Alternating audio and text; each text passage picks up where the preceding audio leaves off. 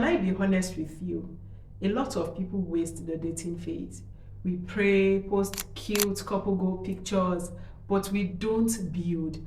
A good dating phase is the bedrock of a good marriage, and it's not meant to be passive.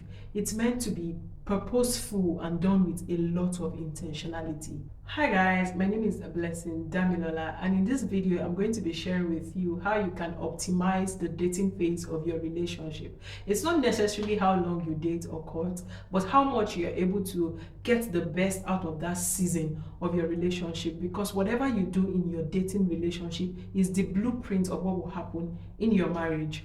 The first thing I'm going to be talking about is that the dating phase is not a waiting room. I remember when my husband and I were dating, courting, anyone you choose to go with, I'm going to be using those two words interchangeably. I remember when we were dating, we would have a long list of things to discuss because we talked every night. We had a long list of things to talk about every night, ranging from questions, hypothetical situations to answer. We discussed our finances, our careers, our goals, our outlook on life, family. We were always talking, and it's not just about the lovey-dovey, oh I love you, talking about feelings and all of that. It is time to talk about real life situations and to be prepared for what marriage holds. Don't just talk about feelings, talk about finances, family, marriage, parenthood. Discuss all of those things, because your communication in your dating phase is what your communication in marriage will be. And no, I'm not saying you shouldn't talk about your feelings. I'm just saying that your feelings should not be only thing you talk about how much you love each other. It shouldn't just be, hi babe, how are you, have you eaten? It is time to talk and keep talking, because a large percentage of what you are doing in marriage is talking. It's good to start and build that foundation of communication in the relationship. In the same vein, don't outsource all of the work to prayers. It is good to pray. We did pray together. We had prayer times. I think I talked about that in another video, how we used to pray and study together even while we were apart. I am not pushing prayer aside. Prayer is important, but do not outsource everything to prayers. Observe.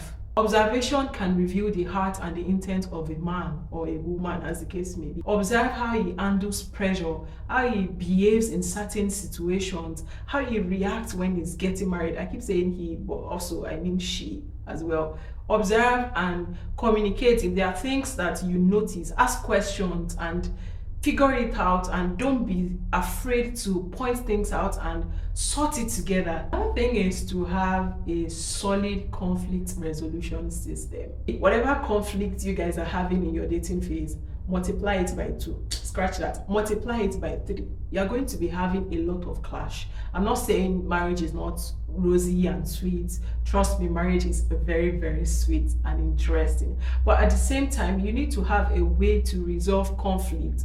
Of course, from the beginning, you must have agreed this thing we are going to start. Nobody is opting out if that's what you want for your marriage. And then have a system in place. If you are angry, how do I react?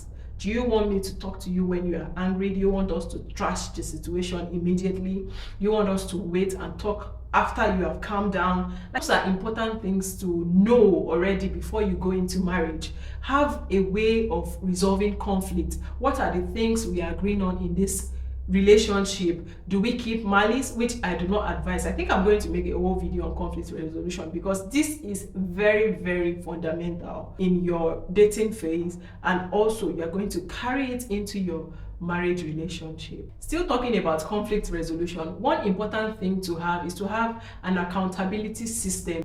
If your partner is angry, if push gets to shove, who can you talk to and they would listen to? See, it was one of the very, very important things for me that I was not ready to compromise on. I needed to know that my partner is answerable to someone. So if anything happens, I can go to the person, and I know that my partner will listen to this person, and the person will be able to mediate and resolve whatever conflict happens. It's not that you are praying for something to happen. You are not necessarily praying that there will be issues.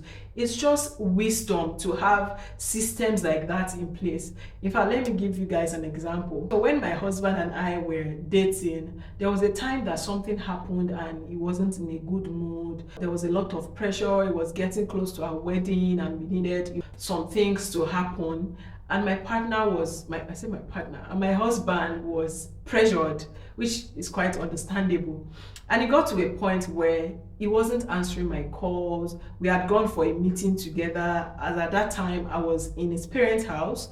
He was supposed to follow the boat, but because we are more persons than the actual number of people, and we wanted to even talk to the boat driver, he just insisted that we should go and he would come home.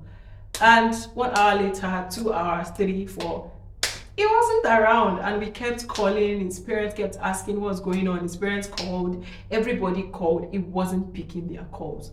I remember then I picked up my phone and I texted him. I said, if I call you for the last time and you don't pick this call, I'm reporting you to so person. Guess what? He responded immediately. And that was like the only time I've had to do that. Even since we have been married, that's the only time so far I've had to do that. And even after the whole thing was resolved and he came home, we spoke, apologized and all of that, I told him, I'm still going to report you because this is a character flaw that is giving red flag and it's scary. I want to know that this thing is being worked on. I want to know that this person is aware that you have this thing.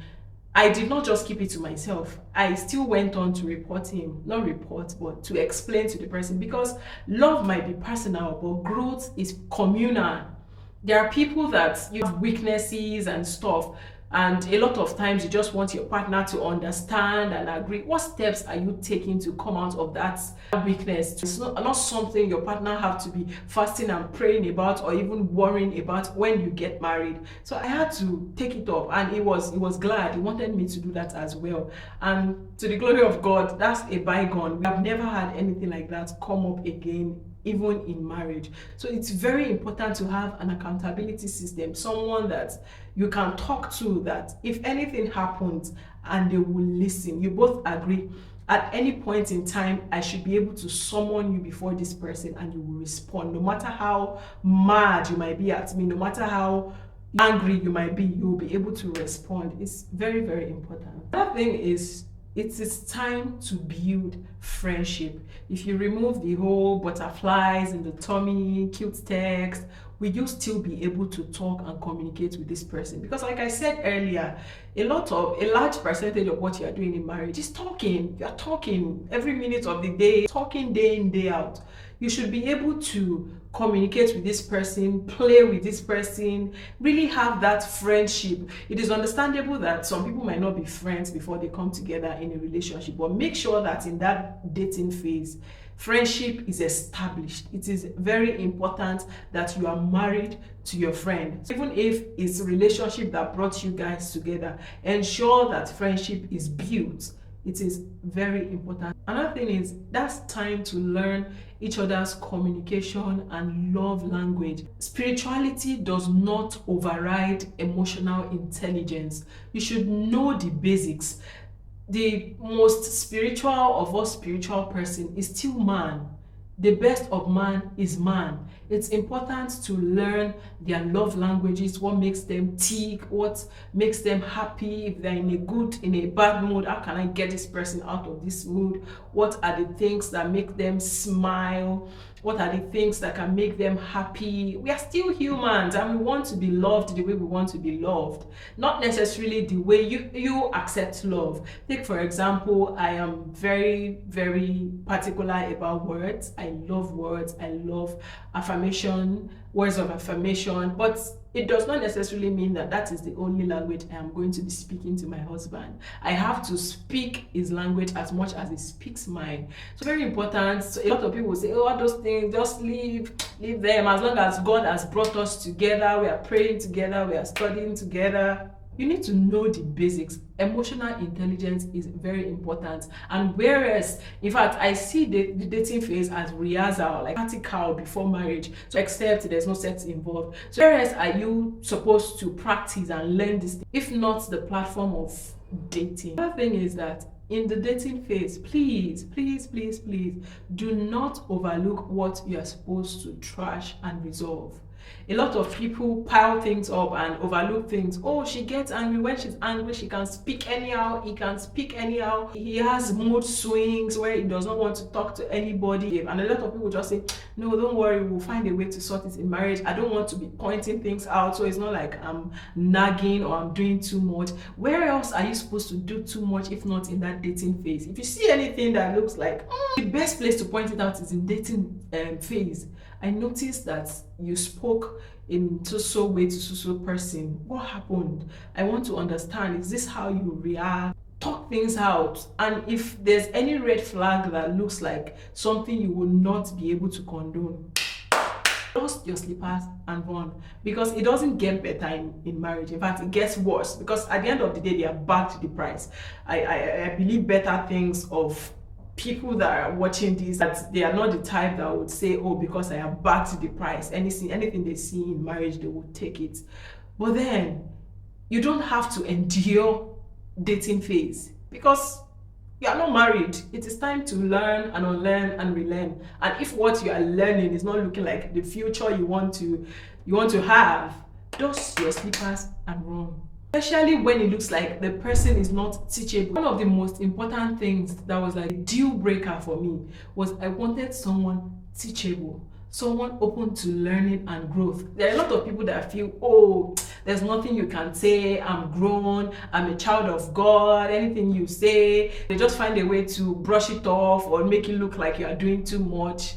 Hey, I prayed against, and I'm grateful to God that I did not end up with someone like that. So teachability, fine, they might have some flaws, nobody is perfect. I'm not saying you should be picky and then any small little thing you're ready to jump out of the dating relationship and say, oh, I'm done because of this and that. If they are teachable and they're ready to change, and then you have started seeing those changes, and intentionality, that word is very key. You have started seeing that intentional change even in dating phase. Of course, you can give it a chance and you go ahead with it. The important thing is that you are not covering things up and piling things up and pretending in the dating phase because you think that when you get married you're going to address those things or resolve those things. Lies from the pit of hell. Another thing I'm going to be talking about is that you should enjoy the dating phase. Yes, I understand that that is not the ultimate goal. The ultimate goal is you want to be married, but that's talking every night over the phone and saying all those words. The phase might never come again, because you move from being long distance to practically sleeping on the same bed. You move from texting to talking. So that is a phase that you might even miss, because now the dynamics of the relationship has changed. So enjoy the season, go out together, take pictures, write love messages. Recently, I was going through some of the emails my husband and I used to exchange before we got married, and you just brought back those moments, and I'm happy that we have those moments. Of course, we still exchange emails from time to time, but even the content is different because the dynamics of the relationship has changed. So our dating phase, the kinds of things we're talking about, the longing and all of that. So it's very important to enjoy the dating phase. Yes, I understand that you want to be married, you can't wait to be together. Enjoy that phase and take it one step at a time. Dating is not just countdown to marriage. It's a phase on its own. It's a season on its own, and you should enjoy it, be intentional about it, take that time to build, to learn about each other, to ask questions, and to grow together basically. And I hope that this helps you to optimize and to maximize your dating relationship. Thank you so much for watching. I'll see you in my next video. Bye.